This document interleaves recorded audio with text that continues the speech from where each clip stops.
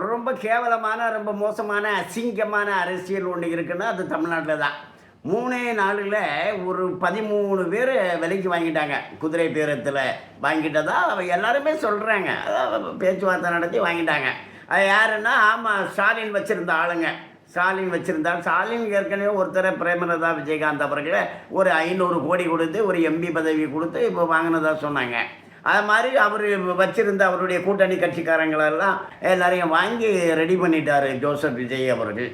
Ready பண்ணிக்கிட்டு அவர் இப்போ ஆட்சி அமைக்க போகிறாரு.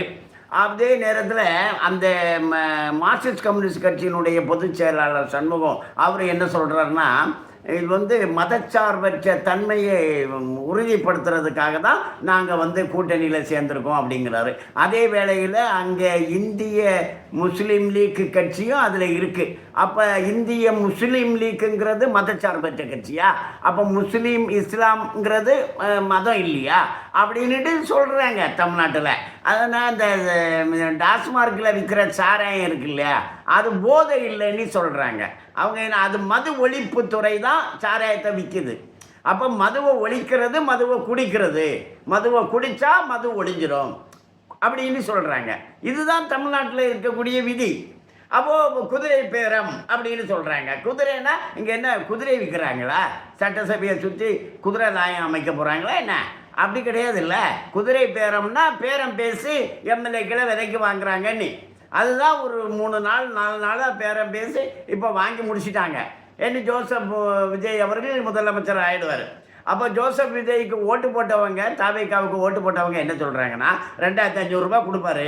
ஒவ்வொரு பெண்களுக்கும் 2500 ரூபா கொடுத்துடுவார். அவர் திமுகவில் சொன்ன மாதிரி தகுதியான பெண்ணெல்லாம் கிடையாது, எல்லாருக்கும் கொடுத்துடுவார். அப்போ 2500 ரூபாய் அவர் எப்படி கொடுப்பாரு? அவருக்கு சொந்த காசு கொடுப்பாரு. சொந்த காசு கொடுப்பாருன்னு அவங்க சொல்கிறாங்க. அப்படி தான் சொந்த காசு கொடுப்பேன்னு தான் சொல்லியிருக்காராம் அப்படின்னு சொல்கிறாங்க.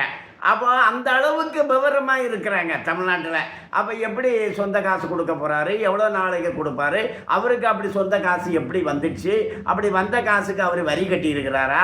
அவர் ஏற்கனவே வெளிநாட்டிலேருந்து கார் வாங்கினதுக்கு வரி கட்ட மாட்டேன்னு சொல்லிக்கிட்டு போராட்டம் நடத்தினவர், நீதிமன்றத்தில் அபராதம் வாங்கினவர் எப்படி பண்ணியிருக்கிறாரு? இதெல்லாம் நம்ம போக போக தெரியும். இன்னும் நிறைய அதிசயம் அசிங்கம் எல்லாம் தமிழ்நாட்டில் வரும். இன்னொரு திமுக தான் இந்த தாவேக்கா. தாவேக்காவுக்கும் திமுகவுக்கும் எந்த வித்தியாசமும் கிடையாது. இப்போ திமுக கூட யாரெல்லாம் வச்சுருந்தாங்க அவங்கள தான் துணைக்கு அனுப்பி வச்சுருக்குது திமுக தாவேக்கா கிட்ட. அதை தான் பேரம் பேசி முடிச்சிருக்காங்க. இப்போ அதுக்கு என்ன ரேட்டு அதெல்லாம் முடிச்சுட்டாங்க. இப்போ மீண்டும் ஒரு திமுகவாக இந்த தாவேக்கா உருவெடுத்திருக்கு.